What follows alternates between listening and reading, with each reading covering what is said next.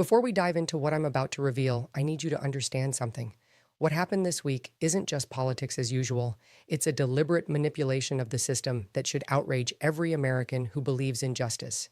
And if you care about the rule of law, about fairness, about the integrity of our institutions, you need to hear this. Hit that subscribe button right now because what I'm going to expose today will shake your faith in everything you thought you knew about presidential pardons. When over 1 million Americans stand together for truth, real change happens. Today, we witnessed something unprecedented. President Biden issued a sweeping wave of last-minute pardons that has legal experts scratching their heads and constitutional scholars crying foul. But here's what the mainstream media won't tell you. This isn't just about clemency. This is about power. This is about protection. And this is about covering tracks before the next administration takes office. I've been practicing law for decades. I've seen pardons used for mercy, for justice, for correcting genuine wrongs. But what we saw this week, this was different. This was calculated. This was political theater disguised as presidential compassion. The timing alone should make you suspicious. Days before leaving office, Biden suddenly discovered his compassionate side? Please. This man spent 4 years as president and waited until the final hour to exercise this power. That's not mercy. That's strategy. Let me break down exactly what happened because the details matter. Among the pardons issued were individuals with direct connections to the current administration's inner circle. People who had access to sensitive information, people who could potentially testify about decisions made in the highest levels of government. And here's where it gets interesting. Remember the investigations that have been quietly building momentum? The ones mainstream media has been desperately trying to ignore? Suddenly, key witnesses are being granted pardons for crimes they haven't even been charged with yet. That's not justice. That's obstruction dressed up in presidential privilege. As a former prosecutor, I can tell you this pattern is deeply troubling. When you see blanket pardons issued to people in a president's orbit, it raises serious questions about what they might know and what someone desperately wants to keep quiet. The Constitution gives the president broad pardon power, yes, but that power was never intended to be used as a shield against accountability. The founders envisioned pardons as acts of mercy, not tools of political protection. What Biden did this week makes Nixon's Saturday Night Massacre look like amateur hour. At least Nixon had the decency to resign when caught. This administration is trying to pardon its way out of accountability. And let's talk about the hypocrisy. Remember when Democrats spent years screaming about Trump's pardons? They called it corruption, abuse of power, a threat to democracy. Where are those voices now? Where's the outrage from the same people who claimed presidential pardons should never be used to protect political allies? The silence is deafening, and it's intentional. I've been covering politics for over 20 years, and I can tell you this isn't normal. The scale, the timing, the targets of these pardons all point to one conclusion.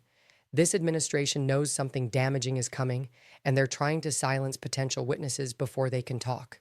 Think about it logically.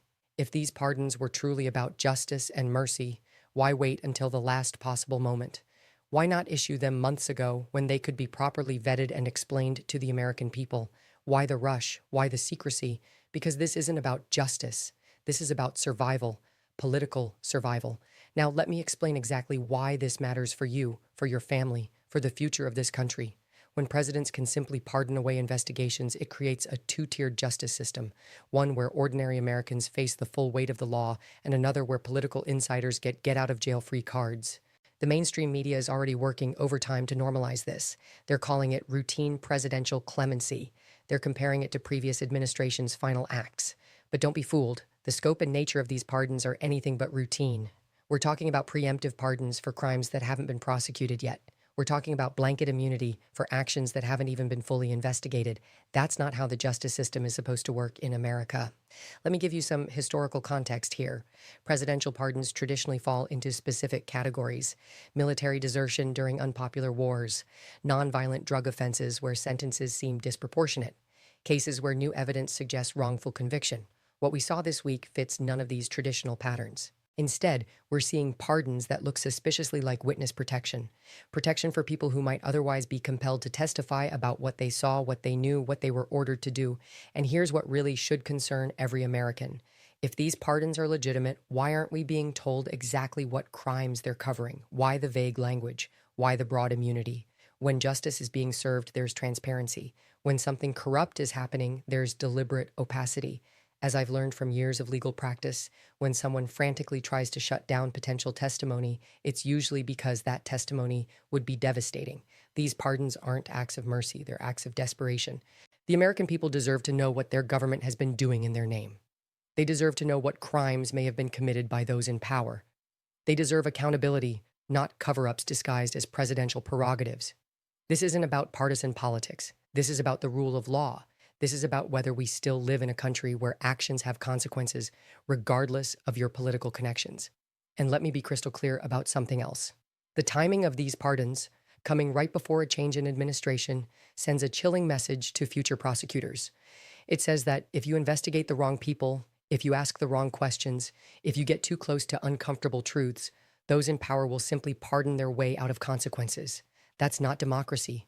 That's oligarchy. I've seen this pattern before in my reporting. When powerful people start granting blanket immunity to their associates, it's because they know those associates have information that could destroy them. It's a preemptive strike against accountability. The Constitution's pardon power was designed to correct injustices, not to prevent them from being exposed. It was meant to show mercy to the repentant, not to shield the powerful from investigation. Here's what's even more troubling. Some of these pardons appear to cover not just past actions, but potential future testimony about those actions. That's an unprecedented expansion of presidential power. That's turning the pardon into a witness tampering tool. Think about the precedent this sets. Future presidents now know they can protect their associates from accountability simply by issuing blanket pardons. They can obstruct justice and call it mercy. They can prevent investigations and claim they're showing compassion. That's a recipe for unchecked presidential power. That's how democracies die. But here's what gives me hope. The American people are smarter than the political establishment thinks. They can see through the carefully crafted narratives and the mainstream media spin. They recognize corruption when they see it, regardless of which party is responsible. That's why your engagement matters so much. Every view, every share, every comment sends a message that we won't be silenced, that we won't accept corruption just because it's dressed up in legal language. I want you to understand something important about how investigations work. Prosecutors build cases by getting lower-level participants to testify against higher-ups. They offer deals, they apply pressure, they follow evidence wherever it leads, but these pardons short-circuit that entire process. You can't pressure someone to testify if they've already been immunized from prosecution. You can't follow the evidence if key witnesses are legally protected from consequences. You can't get to the truth if the truth has been preemptively pardoned. This isn't just about one administration or one set of pardons. This is about setting a precedent that future presidents of both parties will exploit. This is about normalizing the use of presidential power to obstruct justice. And let's address the elephant in the room. Where are the Democrats who spent years lecturing us about the rule of law? Where are the voices that told us no one is above the law? Where's the media outrage that greeted Trump's pardons? The hypocrisy is staggering. When Trump issued pardons to his allies, it was corruption. When Biden does the same thing, it's somehow different. That's not principle, that's partisanship. But this goes deeper than hypocrisy. This is about institutional damage. Every time presidential power is abused without consequence, it weakens our democratic institutions. Every time corruption is normalized, it becomes harder to maintain public faith in government. The pardons issued this week aren't just about protecting individuals. They're about protecting a system where political elites play by different rules than the rest of us, a system where accountability is optional for those with the right connections. This story is far from over. These pardons may prevent prosecutions, but they can't prevent the truth from eventually coming out. They can't stop congressional investigations. They can't stop journalists from asking hard questions. What happened this week is a stain on the presidency and an insult to every American who believes in justice. But it's also a wake-up call, a reminder that our institutions are only as strong as the people willing to defend them. If you're still watching, it means you care about this country. It means you refuse to accept corruption as normal. It means you're part of the solution. Subscribe to this channel right now because we're not going to let this story disappear into the news cycle. We're going to keep asking questions. We're going to keep demanding answers. We're going to keep fighting for the truth, even when it's uncomfortable. The mainstream media may be ready to move on, but we're not, because the American people deserve better than a justice system that protects the powerful and ignores the rule of law. This is about more than politics. This is about the soul of our democracy. This is about whether we're still a nation of laws or just a nation of powerful people who can pardon their way out of consequences. I've spent my career fighting for truth, for transparency, for accountability. I've seen how corruption spreads when it's allowed to flourish unchecked. I've seen how democracy dies when people stop demanding better from their leaders. But I've also seen how powerful ordinary citizens can be when they refuse to accept corruption as normal, when they demand transparency, when they hold their leaders accountable. That's what this moment requires. not partisan finger pointing, but principled opposition to the abuse of power, regardless of which party is responsible. The Constitution gives presidents broad pardon power, but it doesn't give them unlimited power. It doesn't give them the right to obstruct justice.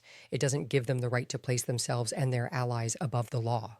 This is Megyn Kelly, and I'll keep bringing you the stories they don't want you to hear, because in America, truth still matters, even when it's inconvenient for those in power, even when it challenges the comfortable narratives of the political establishment, even when it demands courage from all of us.